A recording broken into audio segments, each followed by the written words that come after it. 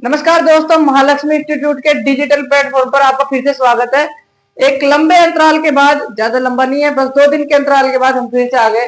हमारी तबीयत थोड़ी सी खराब थी, ठीक है। आज हम फिर से जहां से हमने हमारा टॉपिक छोड़ा था, ठीक है, हमने हमारा टॉपिक कहाँ छोड़ा था दोस्तों, गुण संधि तक हमने बढ़ा दिया था। आज हम स्टार्ट कर देंगे वृद्धि संधि से। लेकिन उससे पहले हम एक बात बताना चाहेंगे कि भाई किसी एक दोस्त ने ऐसे बना हमसे क्वेश्चन पूछा कि भाई जलधारा में कौन सी संधि है। तो हम उनको बताना चाहेंगे जलधारा में कोई संधि नहीं होती, जलधारा में समास होता है और उसे तत्पुरुष समास कहते हैं। इस भाई ने किस उद्देश्य से कमेंट किया होगा कि देखते हैं इन टीचर्स को आता है या नहीं आता है, कुछ आता ही नहीं आता है। तो हम बताना चाहेंगे उस भाई को कि आज तत्पुरुष समास होता है, जलधारा में कोई संधि नहीं होती है। अब अगली हमारी जो संधि है वृद्धि संधि, उसकी ओर बढ़ेंगे हम। तो हमारी अगली संधि होगी वृद्धि संधि। अगली हमारी संधि कौन सी होगी? वृद्धि संधि, ठीक है। हमारी पिछली 2 संधियों के बारे में हमने बता दिया है, ठीक है। नहीं, उनकी वीडियो की लिंक भी हम डिस्क्रिप्शन दे देंगे, आप देख लेना, ठीक है। बाकी आज हम पहले पढ़ेंगे वृद्धि संधि के बारे में, और बाकी की 2 संधियों के बारे में और संधि विच्छेद के बारे में हम पहले पढ़ा चुके हैं। उसकी जो वीडियो होगी उसकी लिंक आप डिस्क्रिप्शन मिल जाएगी, जाके वहां से देख लेना, ठीक है। तो आज हम पढ़ेंगे पहले वृद्धि संधि के बारे में। तो वृद्धि संधि में देखो क्या होता है दोस्तों कि ए या ए के बाद, कि भाई ए या ए आ है, और उसके बाद यदि ए आता है के बाद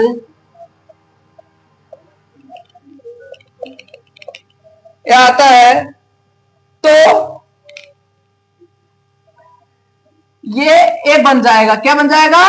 ए बन जाएगा। और यदि इन दोनों के बाद ओ या औ आता है तो औ बन जाएगा, ठीक है। तो इसमें समझने की कोई बात नहीं है। देखो, ज्यादा बड़ी कोई आपको मतलब वो नहीं लेना है आपको लोग, ठीक है। थोड़ा आसानी समझेंगे हम, है ना, अच्छे तरह के समझेंगे कि भाई ए के बाद, ए और आ के बाद यदि ए या आई आता है तो ये आई हो जाएगा। चाहे ए आए चाहे आई आए तो ये ए रहेगा, या फिर ओ या औ आता है तो ये औ ही रहेगा, ठीक है। अब इसको हम एक उदाहरण के द्वारा समझेंगे कि मत प्लस एकता, मत प्लस एकता। तो दोस्तों यहां पे ध्यान देंगे हम कि मत, कि भाई तय में ए की मात्रा है लास्ट में, ठीक है, ए की मात्रा है और यहाँ पे ए है, ठीक है।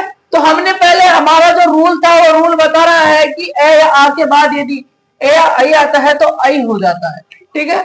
तो वही हम ए में या ए को प्लस करेंगे, इन दोनों को जब इन दोनों प्लस करेंगे तो ये बन जाएगा मत एकता। क्या? मत एकता, ये बन जाएगा मत एकता। दोबारा समझिए कि हमारा रूल कहता है कि ए या आ के बाद ए आई आता है, या ए आ के बाद ओ या औ आता है तो ये तो आई हो जाएगा, ये औ हो जाएगा। ये हमारा रूल है, रूल आपको याद रखना है। अब हमारा एक उदाहरण कहता है कि मत एकता, ठीक है, मत प्लस एकता। तो इसको जब हम एक और ए को प्लस करेंगे तो ये आई हो जाएगा, जैसे कि हमारे रूल में बताया गया है। वही हम एक और लेते हैं उदाहरण, सदा प्लस एव, सदा प्लस एव। तो यहाँ पे आक और ए को जब हम प्लस करेंगे, आक और ए को जब हम प्लस करेंगे तो ये हो जाएगा सदैव। क्या हो जाएगा? सदैव, ये हो जाएगा सदैव। अब जबकि हम एक और उदाहरण लेते हैं, महा प्लस ओज। क्या? महा प्लस ओज, ठीक है। अब यहाँ पे ओ है और ये आ है तो ये क्या हो जाएगा? महोज। क्या हो जाएगा? महोज। आपको कुछ नहीं, ज्यादा परेशानी नहीं लेने की है, ठीक है।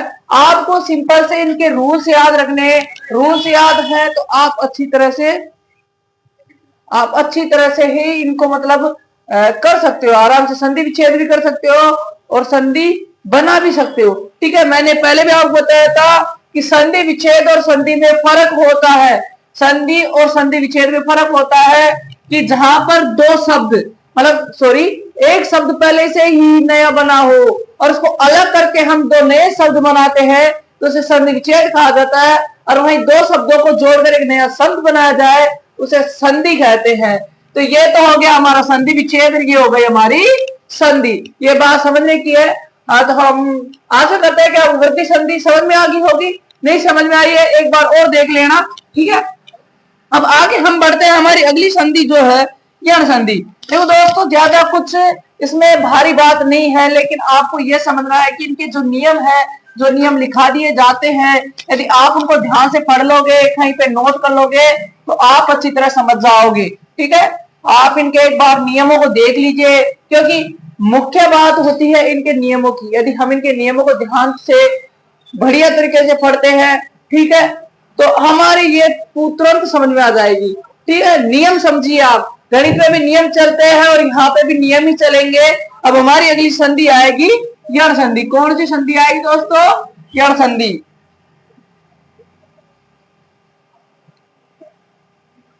यण संधि आएगी अब हमारी अगली संधि। ठीक है, ये अभी हम स्वर संधि के ही भाग पढ़ रहे हैं।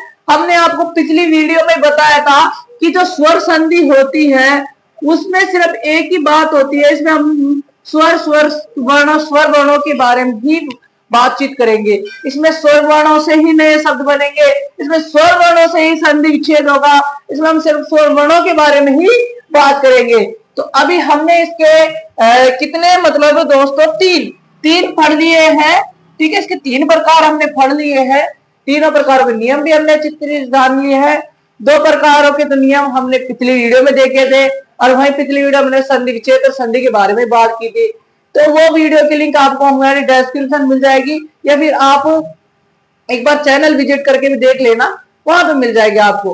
ठीक है, अब हम हमारी अगली संधि यण संधि की ओर बढ़ते हैं। तो यण संधि का एक नियम है कि ई या ई, छोटी ई या बड़ी ई, या फिर छोटा ऊ या बड़ा ऊ। ठीक है, या और ऋषि, ये हमारे हो गए के। यदि इनके बाद कोई भी भिन्न स्वर आता है, भाई हमारे पास ये है कि यदि ये देखो, छोटी ई बड़ी ई, छोटा ऊ बड़ा ऊ और ऋषि, यदि ये हमारे पास 5 स्वर है। कितने हैं दोस्तों? 5 स्वर है। यदि इनके बाद कोई और स्वर आता है, जैसे कि हम उदाहरण के तौर पे ए को ले ले, आ को ले ले, या फिर ओ को ले ले, या फिर औ को ले ले। ठीक है, या फिर हमारे और भी स्वर है, उनको मतलब और स्वरों को, मतलब इन 5 स्वरों को छोड़ के यदि और स्वरों को हम ले ले। हमने पहले बताया था 11 स्वर होते हैं हिंदी व्यंजन में, हिंदी वर्णमाला में, हिंदी वर्णमाला में 11 स्वर होते हैं।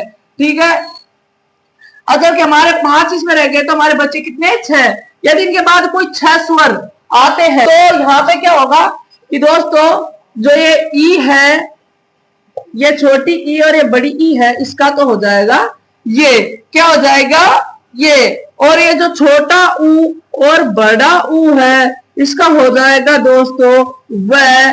और वहीं हम र ऋषि का देखे तो र ऋषि का हो जाएगा र। ठीक है, ध्यान से समझने की बात है, कोई ज्यादा टेंशन वाली बात नहीं है। समझिए बात को, यदि एक हमारे पास 5 स्वर है, जबकि स्वर कितने होते हैं हिंदी वर्णमाला में? 11 स्वर होते हैं, और हमारे पास कितने स्वर है?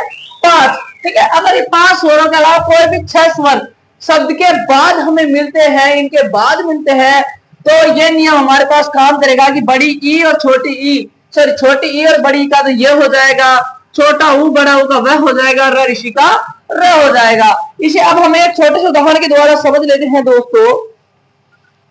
चलो पहले हम इसको थोड़ा मिटा देते हैं। ठीक है, हम बाकी लिखा देंगे, लेकिन हम थोड़ा सा मिटा देते हैं इसको। ठीक है, अभी हम यहाँ पे लिखेंगे हमारे नियम को। जिन भैया बहनों ने लिखा है वो लिख लेना कि जो ई, छोटी ई और बड़ी ई है, इसका हो जाएगा ये, और जो छोटा ऊ बड़ा ऊ है, इसका हो जाएगा वह, और जो हमारा र ऋषि है, इसका हो जाएगा र। इनके बाद आने चाहिए भिन्न स्वर। ठीक है, अब इनका एक नियम और है कि जैसे पूर्व, इससे पूर्व आधा व्यंजन होना चाहिए। ठीक है, वैसे पूर्व भी आधा व्यंजन होना चाहिए, और त्रय शब्द होना चाहिए। ठीक है, अब उदाहरण के लिए हम समझे कि इति प्लस आदि, इति प्लस आदि। अब देखो, हमने ये बताया था कि ये से पूर्व आधा व्यंजन होना चाहिए। वही इनके एक नियम और है, वो भी आप नोट कर लीजिए दोस्तों कहीं पे भी, कि ये से पूर्व आधा व्यंजन, ये से पूर्व आधा व्यंजन, वैसे पूर्व भी आधा व्यंजन,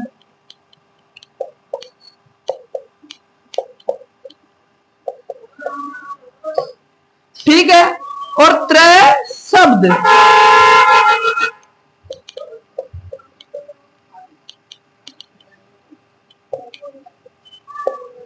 ये होनी चाहिए।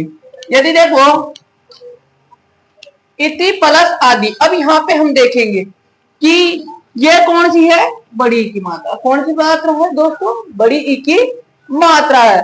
कौन सी मात्रा है दोस्तों, बड़ी ई की मात्रा। और यहाँ पर हमारा भिन्न स्वर क्या मिला, आ से आम, क्या मिला, आ से आम। तो जब हम इनको जोड़ेंगे तो भाई बड़ी ई का हमारे यहाँ पे नियम में साफ दे रखा है कि बड़ी ई का और छोटी ई का, बड़ी ई का और छोटी ई के बाद यदि छोटी और बड़ी के बाद कोई भिन्न स्वर व्यंजन शब्द आता है, आ ले लो, कुछ भी ले लो, आ जाता है, तो वो बन जाएगा ये। और जबकि हमारे यहाँ पे नियमों में लिखा रखा है कि ये से पूर्व आधा व्यंजन होना चाहिए।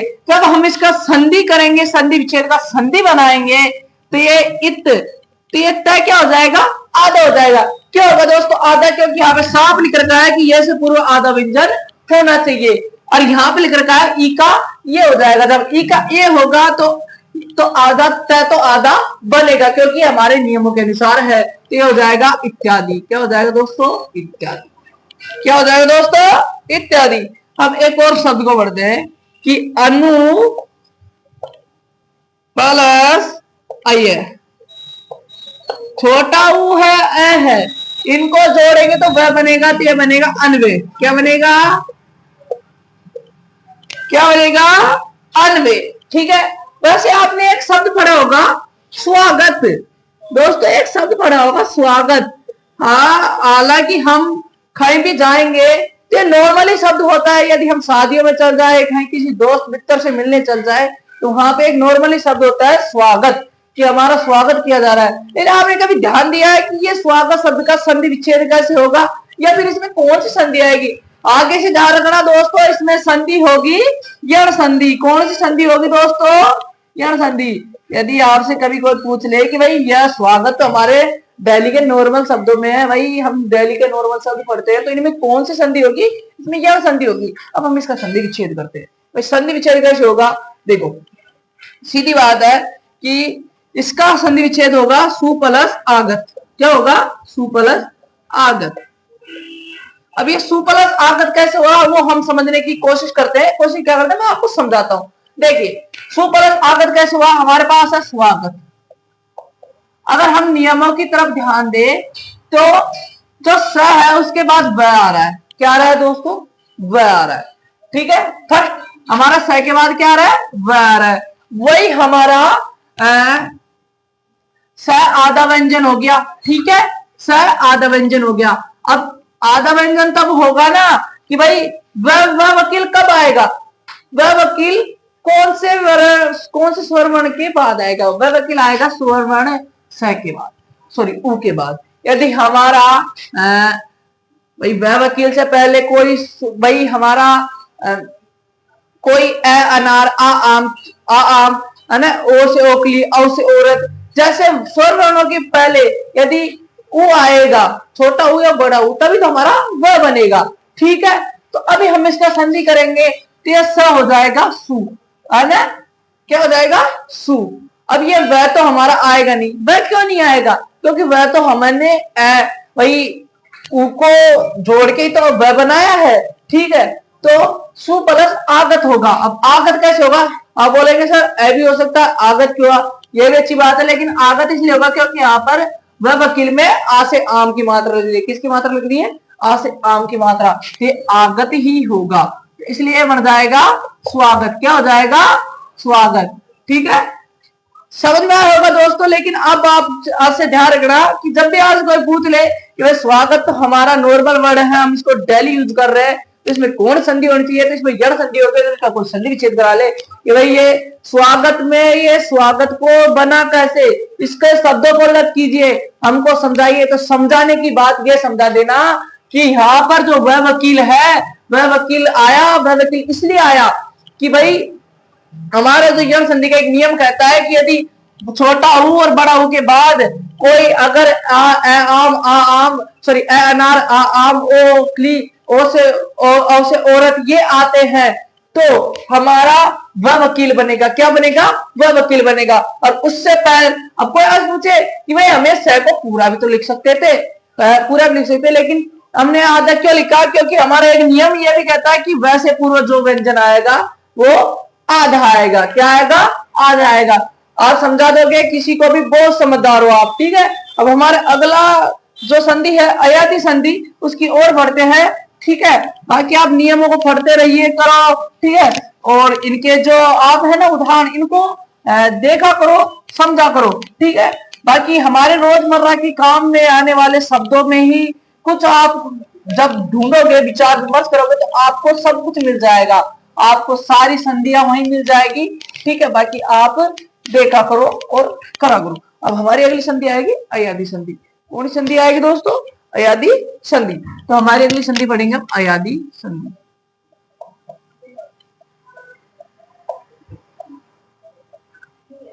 कोई भी डाउट हो तो कमेंट बॉक्स में बता दिया करो, वहां पर क्लियर हो जाएगा। बट ऐसे मजाक मत किया करो हमारे साथ कि भाई जलधारा में कौन सी संधि है। भाई तू हमारा परीक्षा ले रहा, हमको पता है कि तू पूछ रहा होगा कि जलधारा में कौन सी, लेके हम बता दें जलधारा में तत्पुरुष समास होता है, ठीक है। तो अब अयादी संधि की ओर बढ़ेंगे। तो अयादी संधि में होता है ए आई ओ, है ना, और औ। अब हमने पिछली संधि में हमने पढ़ा था कि छोटी ई, बड़ी ई, छोटा ऊ, बड़ा ऊ और ऋषि के बाद कोई भिन्न स्वर आए तो जो छोटी बड़ी ही है वो ये बन जाएगी, छोटा ऊ बड़ा ऊ वो वह बन जाएगा, र ऋषि है वो र बन जाएगा। तो अब हमारे यहाँ पे एक अगली अयादी संधि में आ गया है कि यदि इन चारों स्वर वर्णों के बाद कोई भिन्न स्वर आए तो इसका तो क्या हो जाएगा दोस्तों? अय हो जाएगा। ए या आई का अय हो जाएगा, सॉरी ए का अय हो जाएगा, आई का नहीं ए का, ठीक है। ए का अय हो जाएगा और जो आई है इसका हो जाएगा आय हो जाएगा।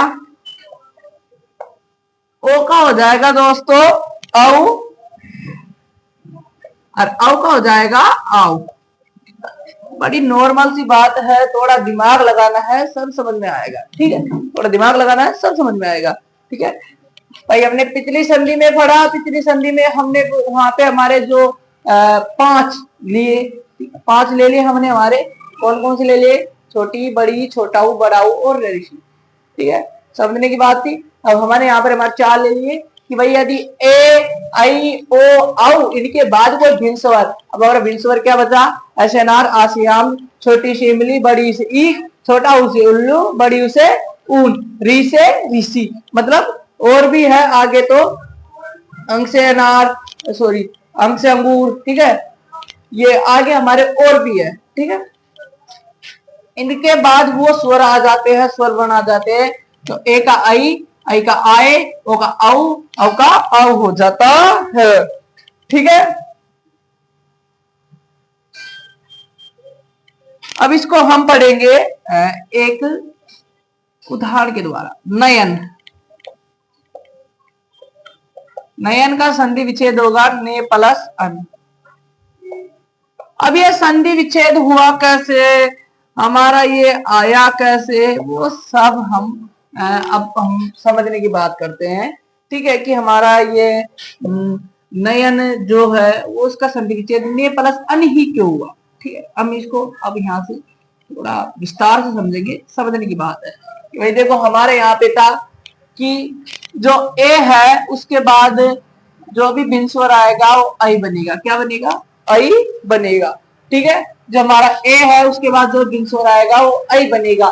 तो हमारा नयन, जब नयन को हम अलग अलग करेंगे, देखो हम करेंगे न प्लस ए प्लस ए प्लस सॉरी नयन, ठीक है। तीनों में ये डिफिकल्ट, तीनों में कोई मात्रा नहीं है, लेकिन ऐसे अनार तीनों में आ रही है।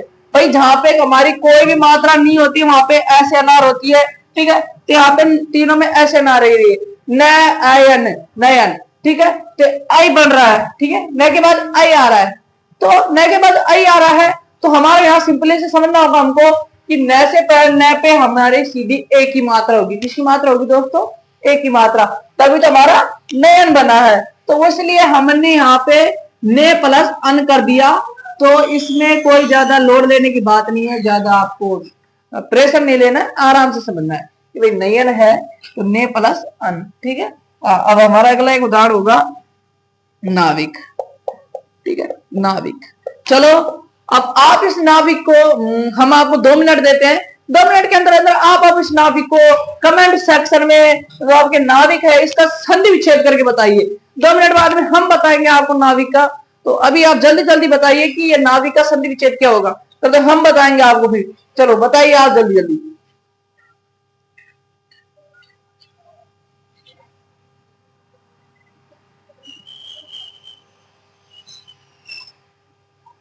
जल्दी जल्दी कीजिए, जल्दी जल्दी बताइए कि ये नाविक का संधि विच्छेद क्या होगा। भाई हमने अभी तक पढ़ी है संधि, यहाँ पे आपके सामने सारे नियम है, सारे रूल है, और ये संधि कोई बड़ी बात नहीं है। ये आपने मतलब 6ठी क्लास से पढ़ते आ रहे हो, 6th क्लास से पढ़ते आ रहे हो।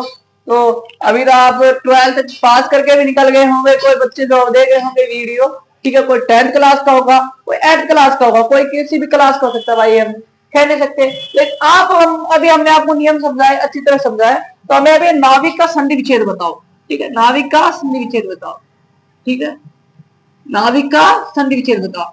हालांकि बहुत से बच्चे बता देंगे, लेकिन अब हम क्लास को ज्यादा लंबी ना करते हुए हम खुद ही बताते हैं।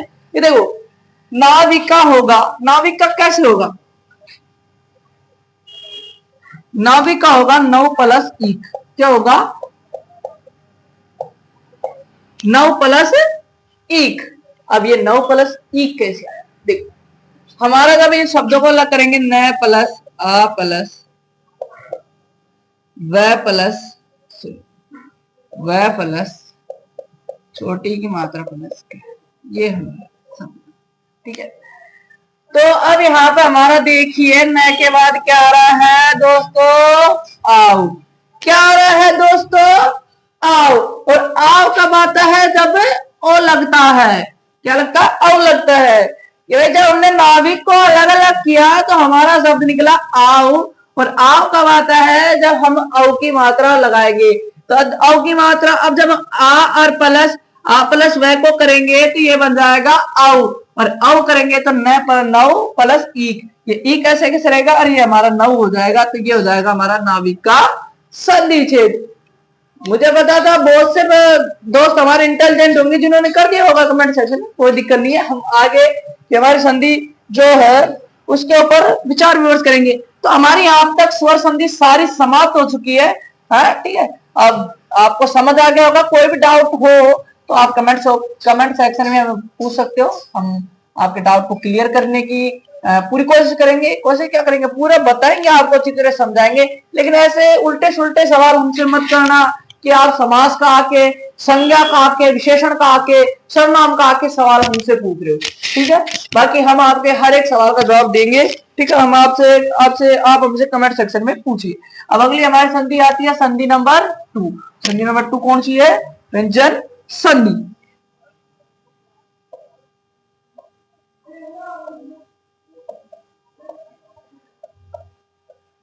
कौन सी संधि दोस्तों? व्यंजन संधि। देखो इसमें लिख रखा है, ये तो व्यंजन वर्ण के, भाई मैंने आपको पहले बताया था कि व्यंजन वर्ण के साथ स्वर वर्ण, ये व्यंजन वर्ण अथवा स्वर वर्ण के साथ व्यंजन वर्ण के मेल से जो विकार उत्पन्न हो। देखो अभी आप इसकी परिभाषा पढ़ने जाओगे ना तो कुछ तो ऐसे बच्चे हैं जो मेरी तरह कंफ्यूज हो जाएंगे, बट मैं उन्हें टेंशन मत लो, मैं आपको यहाँ पे बोर्ड अच्छी तरह से समझा देता हूँ कि भाई क्या है कैसे है। कि मान लो हमारा व्यंजन वर्ण है कैसे कबूतर, क्या है? कैसे कबूतर। यदि इसके बाद कोई स्वर वर्ण आता है, जैसे ऐसे अनार आ गया, या फिर कोई व्यंजन वर्ण ही ले लो जैसे कैसे खरगोश आ गया, ठीक है। या फिर कोई स्वर वर्ण है ऐसे अनार और उसके साथ व्यंजन वर्ण आ जाए, मतलब इनको हम प्लस कर दे और इनको हम प्लस कर दे, ठीक है। ये प्लस प्लस हो गया, और जब इनके विकार से उत्पन्न जो नया शब्द बनेगा उसे हम कहेंगे, दोस्तों व्यंजन संधि। क्या कहेंगे? व्यंजन संधि।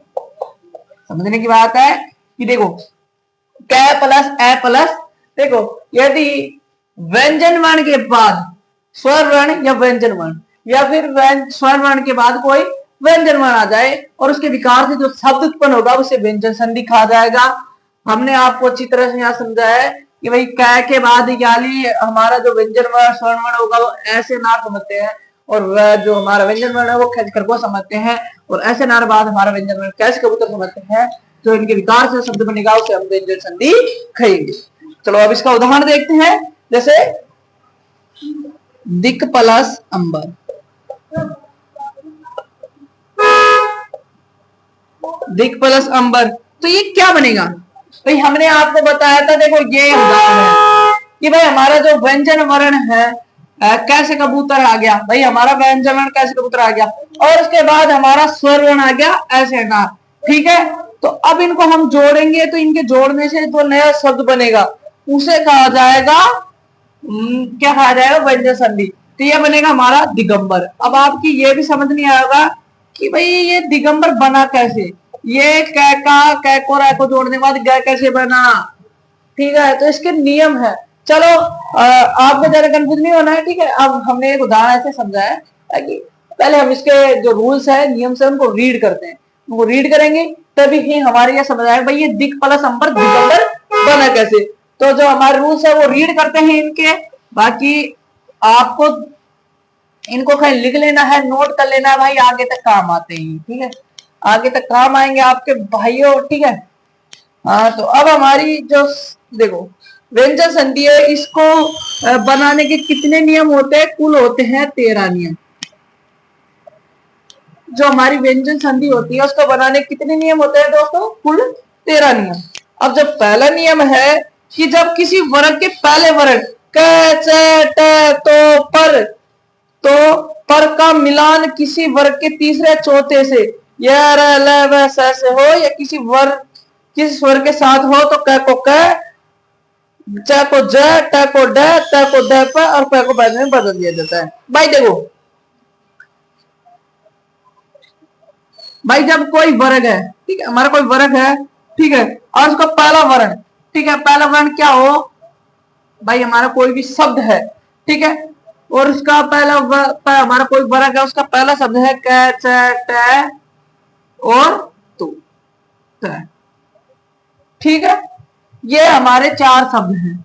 यदि इनका मिलान किसी वर्ग के तीसरे या चौथे से ये लेवल ऐसे हो कि भाई इनका मिलान किसी वर्ग के तीसरे या चौथे लेवल से हो, कि देखो इनका मिलान किससे होना चाहिए दोस्तों? ये रे ले वे से, ये रे ले वे ऐसे हो। जब भाई किसी वर्ग के पहले वर्ण, किसी वर्ग का पहला वर्ण ये हो क च ट होता है, और इनका मिलान किसी वर्ग के तीसरे या चौथे से य र ल व स से हो, तो किसी स्वर या फिर किसी स्वर के साथ हो, ठीक है, या फिर किसी स्वर के साथ। तो स्वर हमारे 13 होते हैं, ठीक है। स्वर हमारे कितने होते हैं?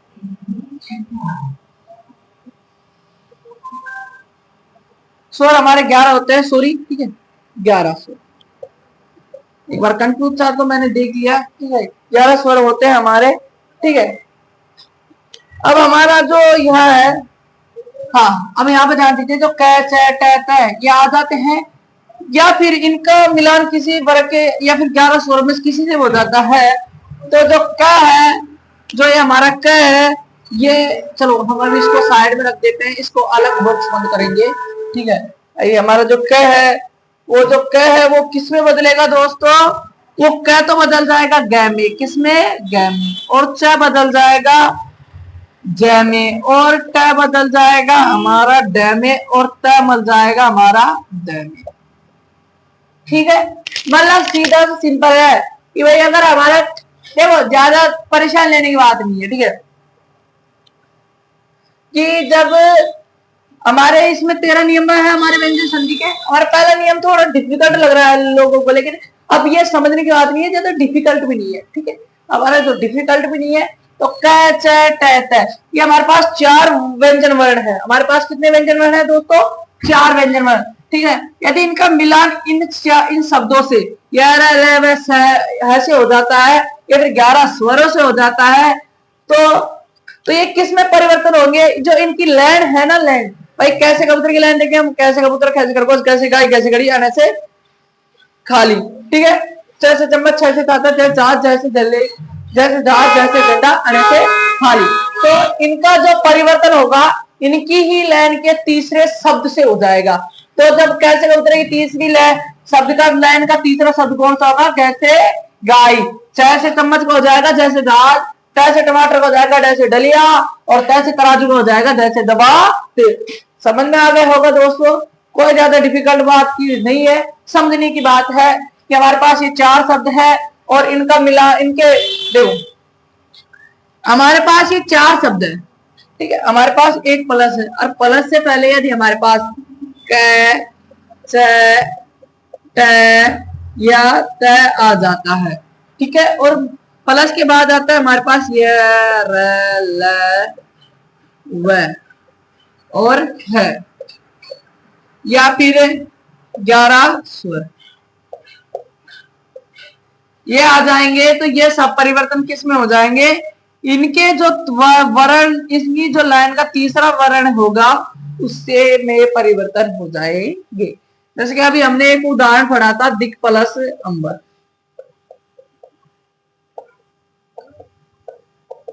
शुरुआती वर्ण के बाद हमारे पास यहाँ सीधा समझा कि क कबूतर आ गया हमारे पास, और यहाँ पे 11 स्वर आ गया, 11 स्वरों में से हमारे पास एक स्वर आ गया, ऐसे ऐसे हमारा अंक से अंगूर, क्या आ गया? अंक से अंगूर, ठीक है। तो यहाँ पर जो हम अंक से अंगूर है, सॉरी ये है ऐसे ना, यहाँ तो अंक की मात्रा है ये, ठीक है। तो ये क और ए, ठीक है। ये भाई हमने आपको बताया था कि यहाँ पे जो प्लस से पहले क आ गया और प्लस बाद 11 स्वरों में से ए आ गया, तो अब ये क किस में परिवर्तन होगा? ए में, और ये अंक की मात्रा ए के ऊपर लगेगी और ये बन जाएगा दिगंबर। ऐसे एक उदाहरण है हमारा पीत प्लस अंबर, ठीक है, सॉरी, ठीक है, दिक प्लस अंबर, ठीक है। अब हमारा एक उदाहरण यहाँ पे होता है वाक प्लस ईस, तो ये हो जाएगा वाघिस, क्योंकि 11 स्वरों में से एक स्वर आ गया बड़ी की मात्रा। अब हम च को जय में बदल देते हैं, अभी हमने क्या को गै में बदला है, अब च को जय में बदलेंगे तो हो जाएगा, देखो 60 प्लस, सॉरी ये भी बदल रहा है टेको डे में, ठीक है, टेको डे में बदलेंगे हम 60 प्लस यंत्र। अब ट टमाटर बाद ये आ गया, तो ये ट टमाटर किस बदलेगा? ड डलिया मर, ये हो जाएगा षड्यंत्र। क्या हो जाएगा? षड्यंत्र। क्या हो जाएगा? षड्यंत्र, ठीक है। तो हमारा ट टमाटर था वो ड डलिया बदल गया और ये हो जाएगा षड्यंत्र। बाकी देखो हमारा जो इधर का साइड का जो शब्द होगा वो ऐसे कैसे रहेगा? इसमें नो चेंज होगा, मतलब ये कोई चेंज नहीं होगा। चेंज किस में होगा? इस साइड के इन शब्दों में। इनका जो शब्द है कै को गै में और टे को डै में बदल जाएगा। बाकी हमारा ये साइड का शब्द ऐसे कैसे रहेगा? जैसे इसमें रहा दिगंबर, में खड़िया, ठीक है। अभी हमारा एक आता है टे को हम दै में बदलेंगे, ठीक है, टे को दै में बदलेंगे, तो यहाँ पर जगत प्लस अंबा,